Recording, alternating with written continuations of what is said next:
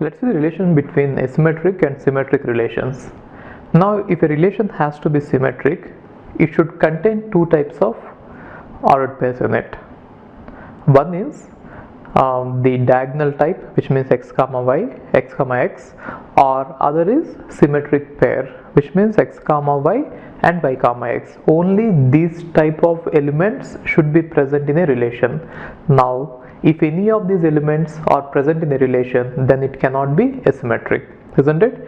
Therefore, you might feel that if a relation is symmetric, then it cannot be asymmetric. So what is that I'm trying to say is, see, if a relation R1, if it has to be symmetric, then only elements which are allowed in this ordered pair, if you are ever trying to have any elements which will be allowed in this ordered pair, will be either diagonal elements like this, or if you are including non-diagonal element like 1 comma 2, then its symmetric pair 2 comma 1 should also be present, right?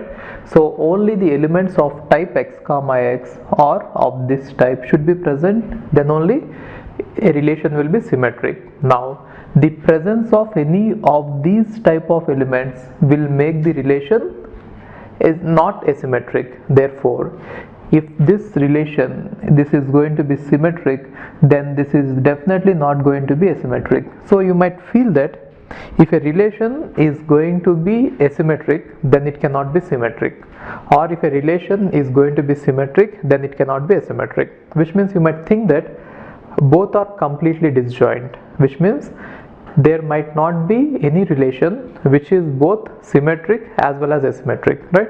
So, but then there is an exception. So one exception is, I'm trying to say that if ever ordered pairs are present, they should be like this.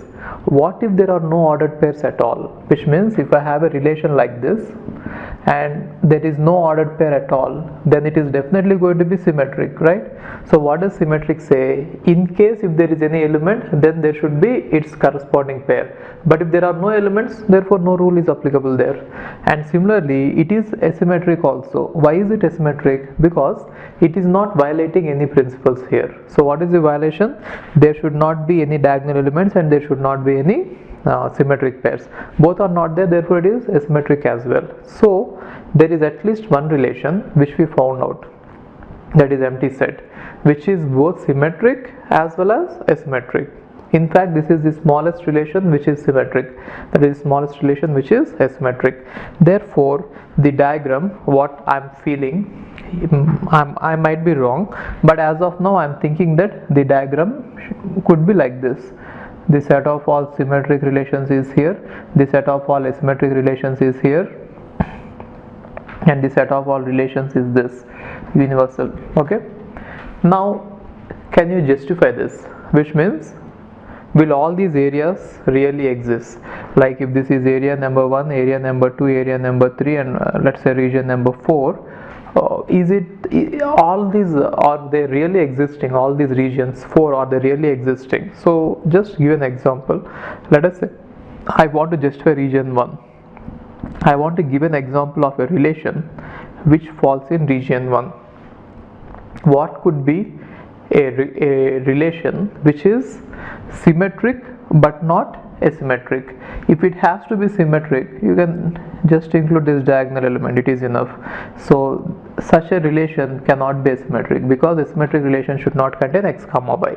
Therefore region 1 is justifiable, which means there will be some relations, at least we found one, right, which is symmetric but not asymmetric. Now what about region 2? Will there be any relation which is both symmetric and asymmetric?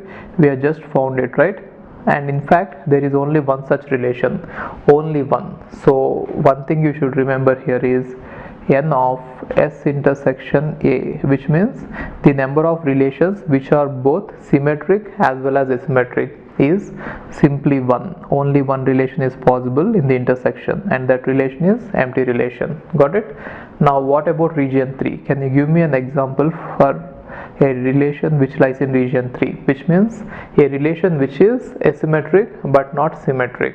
Yes, so if you take this is an example of a relation which is present in region 3, right?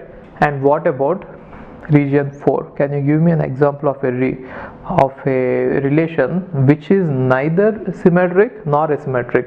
It is very important to know this. You might feel that either a relation will be symmetric or asymmetric, which means if a relation fails to be symmetric, then definitely you might think that it should be asymmetric, right? Which means you might feel that both are complements of each other in some way, but it is not true. The reason is I can come up with a relation which is neither symmetric nor asymmetric. See this? Now if I have 1 comma 1, an element like this, it is enough to make it not asymmetric, isn't it? And now if I have an element 1 comma 2, and if I don't include 2 comma 1, just this is enough to make it not symmetric. Therefore R4 is a relation which is neither asymmetric nor symmetric. Because of the presence of this element, it is not going to be asymmetric, and because of the absence of the element 2 comma 1, it is not going to be symmetric, right? Therefore we can know that there might be some relations which are present in region 4. So this one is justifiable. Now based on this you can answer all the questions. What is the sum of all relations? Maybe like this. Okay, before that I think you know all this, right? Number of n of s, which means number of relations which are symmetric. So we have already seen it. The number of relations which are symmetric is going to be 2 power n into n plus 1 by 2. You check if it is right or wrong, we already derived it. Okay, and the number of relations which are asymmetric is I think we are not going to, I think it is going to be 2 or 3 power n into n minus 1 by 2, isn't it? We have already seen these derivations. I don't remember if they are exactly the numbers. You just check them. And now after knowing this n of s, n of a and n of s intersection a, you can answer all the possible questions. What will be the possible questions? What is the number of relations which are either symmetric or asymmetric, which means n of s union a. Now we know that n of s union a in this case will be n of s plus n of a minus n of s intersection a, right? So based on the diagram I am writing this formula. Now we already know that this number is 1. You can substitute the numbers there and you can get the answer. And similarly the other question will be what is the number of relations which are neither symmetric nor asymmetric? Then how can we answer it?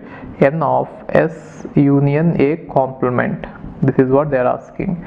It is nothing but total number of relations n of u minus n of s union a, and we know that n of u is going to be 2 power n square. Again we are assuming that we are deriving everything from a set A. Okay, this set A is different. This is set of all asymmetric relations possible, and this is set of all symmetric relations possible, yes. And capital A is the set on which we are actually trying to get the relations, right?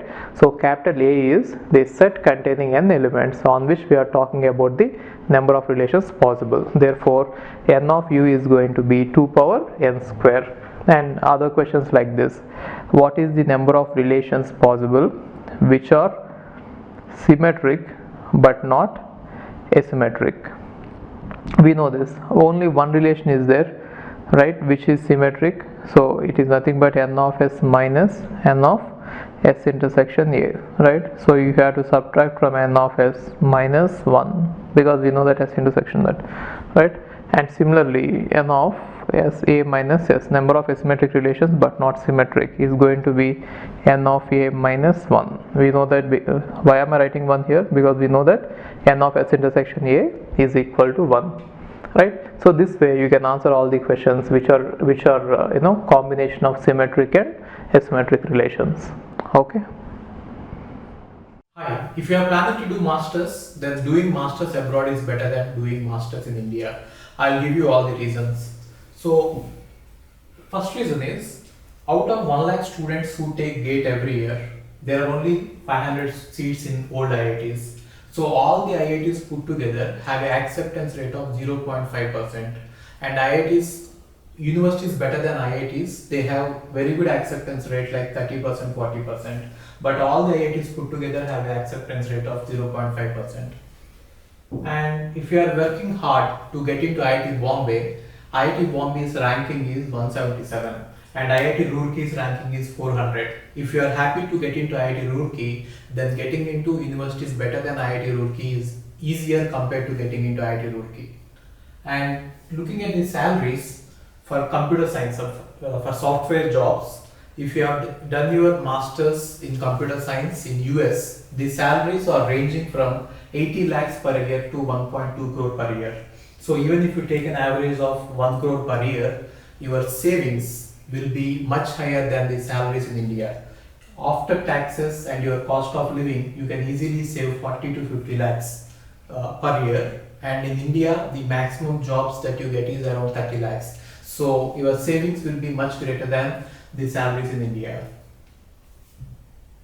And these are all the services that we provide. University shortlisting. So depending on your profile, we will shortlist what are the universities that you have to apply, and statement of purpose building, and then LOR guidance, and GRE and English test assistance, and education loan assistance. So you don't have to have any collateral, which means without any security, now you can get education loan. Getting education loan is very simple these days, and whatever the amount of fee that you have a range of universities. You can apply for 10 lakh universities, 20 lakh universities, or 50 lakh universities. But whatever it is, you are going to get complete education loan, and you can pay off your education loan in 1 year after you get a job.